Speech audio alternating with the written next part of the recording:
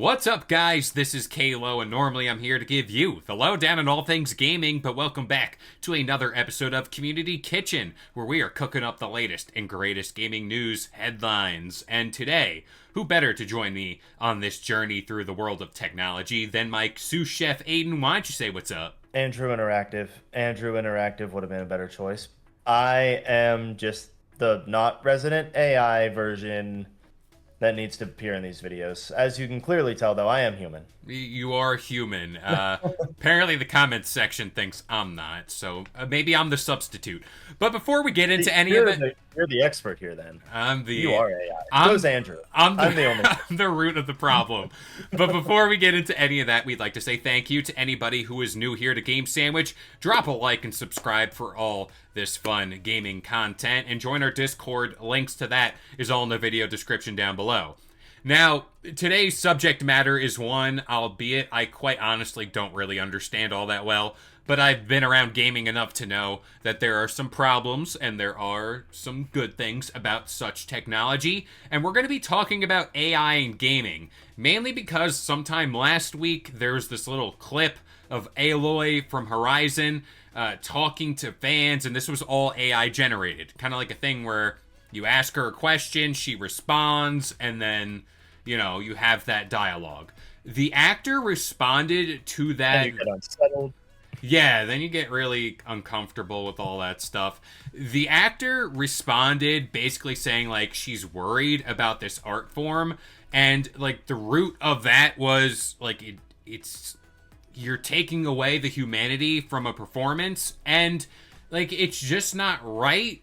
Because I go on TikTok and I see, like, Kurt Cobain singing Pink Pony Club, and it's like, no, like, this is not, like, I'm sure he did not sign off on this. And that's the double-edged sword that is AI in gaming. Where I see it being used to, like, fill in a giant map, okay, I get it. It, like, takes down the development time, less stress on the devs, blah, blah, blah. I get that. But at the same time, this thing that they did with Aloy, where they took away the actor's chance to, like, have a performance there, or let's just say in the next game, they're like, you know what, we don't need you. We got this little program that can do your voice, your likeness, and capture, albeit a very hollowed version of you. We don't need you anymore. Boom, you're fired. We don't need you.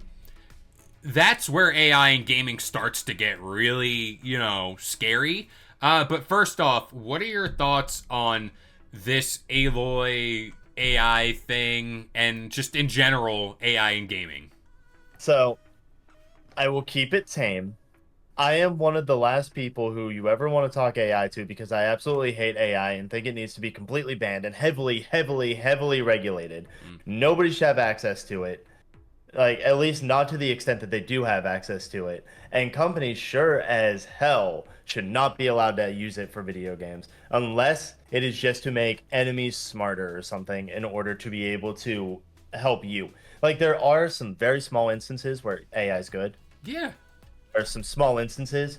And it's like, oh, if you need help with generating scenes, or if you need help with, like, just, and by scenes I mean an environment, or if you need help, like, just generating, like, small things, like, or help an enemy, like, learn tactics or something like that, AI can be very helpful in that instance. But whenever you're taking someone's job, like, going, hey, Ashley Birch, the person who, you know, voices Aloy, and also, you know, the person who voices, like, one of my favorite characters, Tiny Tina, should never have to be like, oh, hey, this company just stole my voice and used it to just function this lifeless AI. Yeah. I mean, that's the thing that stands out to me, where it's like, you can essentially plug in all this information and get that performance you want, but it's very deadpan. It's lacking that internal, like, the human aspect of it all. That's like me going to you and saying, all right, Aden, today I'm giving you a tray of Stouffer's frozen mac and cheese. But on the side, I'm giving you a homemade, I made it from scratch, mac and cheese. I put a lot of time and effort into it. Here you go. you're gonna notice a difference. They are both mac and cheese at the end of the day, but there are clear differences, and there was a lot more effort put into one versus the other. Did I just use mac and cheese to kind of simplify AI in gaming?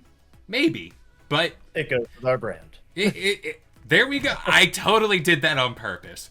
But like it's really a thing where it's like I don't know. I think for development, as far as like they like Starfield has all these planets to fill in planets, which they're not doing, but you know, I digress. To fill in the planets with things and like buildings and stuff, sure, AI it up, get everything all expansive, whatever. That's fine. But like whenever you're like, oh, the main character in like Master Chief, or let's just say Mario, in the next game, if they use AI as his voice, like it's not gonna sit right with me, like at all. Oh, it's not going to sit right with me either. And you know what? People like Ashley Birch are rightfully scared of AI like coming into gaming because like if they start using like voices for everybody, who's to say they aren't going to go, "Oh, well we have this person's voice pre-recorded, let's just make everybody AI at some point." Or who's to stop them from going, "Oh, we don't need a writing team, we can just have an AI do it.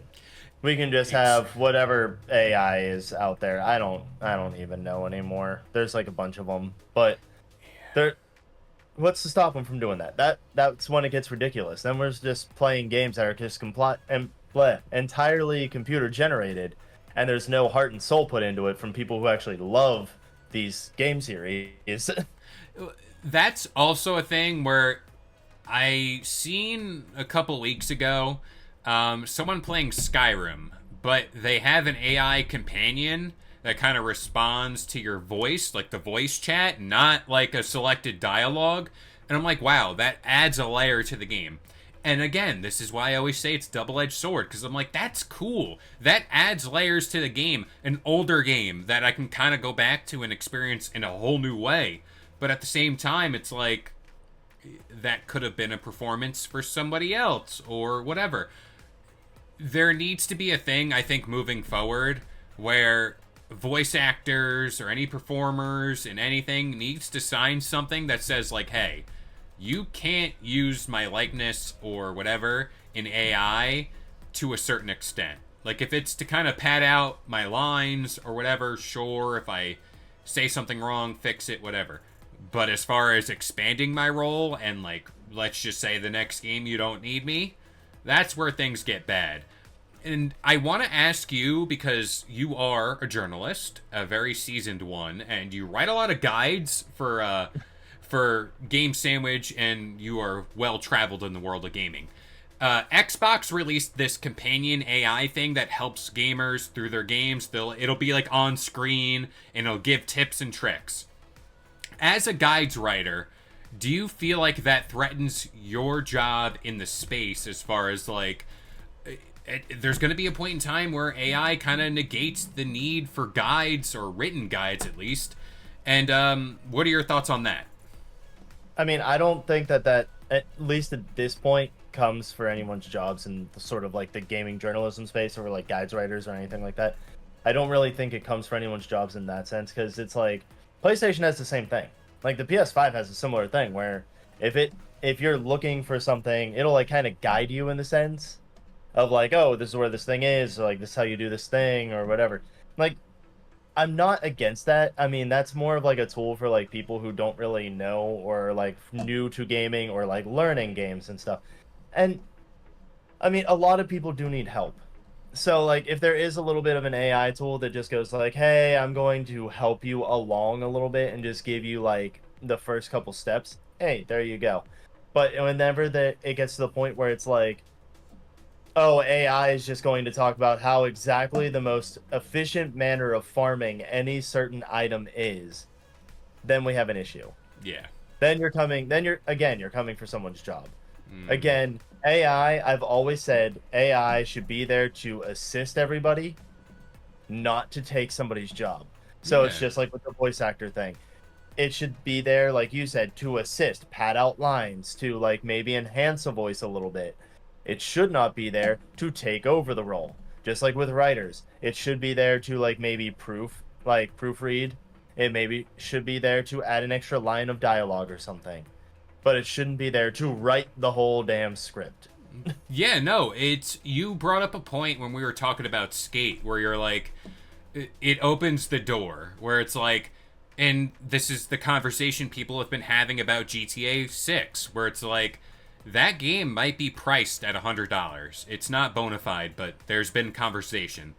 It's like whenever that door opens, who's to say that the next developer that's money hungry, pick honestly whatever one, and they'll be like, they did it. They sold copies and people still ate it up, albeit it's GTA 6. That's a whole different story. But at the same time, they're like, no, they sold this game for $100. Why can't we?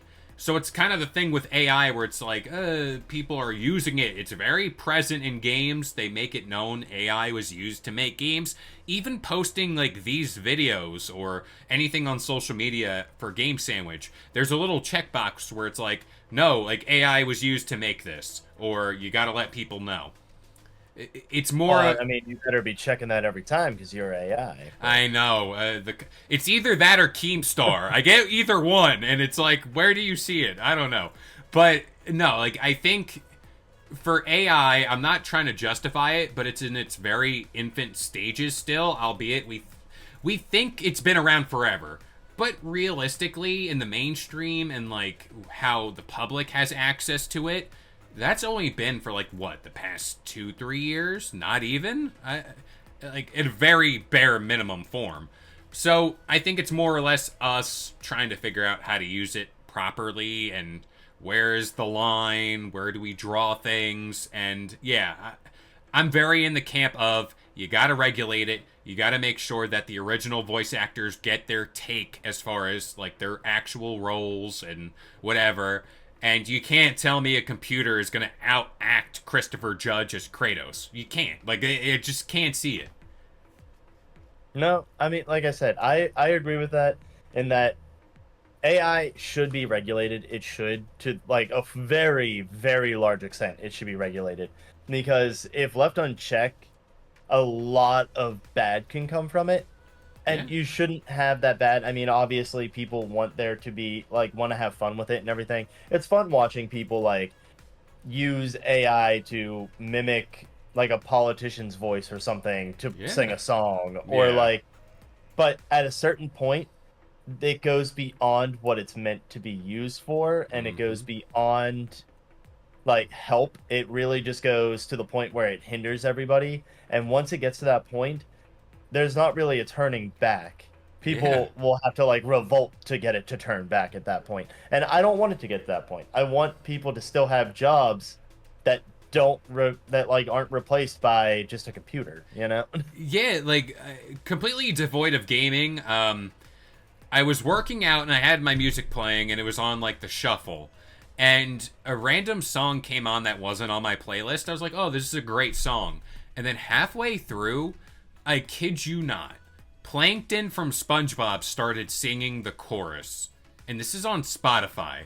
And I was like, what did I just experience? Like, it's stuff like that where you're like, oh, that caught me off guard. And albeit he was singing pretty damn good, but still, like, it's scary. It's like, they can replicate that. Who's to say they ain't replicating us at some point or whatever, you know? It's just, I do not consent to that, AI computer, if you're hearing me. I don't know if they can hear us through the internet, but whatever. Do you have any closing thoughts here about AI?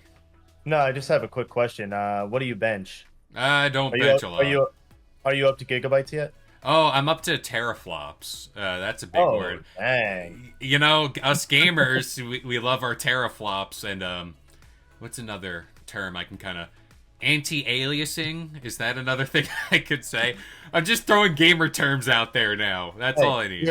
you're an AI who goes to the gym. I just wanted to know what your benchmark is. I've been upscaling. You know what I mean? You know, but oh my gosh, that was so Had to do bad. some puns. Yeah, there we go. But if you want to talk more about AI, kind of educate me, and Aiden obviously is the pro. I'm gonna leave that to him. Join our Discord where we're always talking about video games, and if you're new here to Game Sandwich, why don't you drop a like and subscribe here for all the latest gaming news, rumors, and reviews. But as of right now, for this episode of Community Kitchen, I've been K-Lo, joined by Aden, and we'll see you guys next time. If you enjoyed today's video and want more content just like this, consider subscribing to Game Sandwich for all your news, rumors, and reviews. And we'll see you guys next time.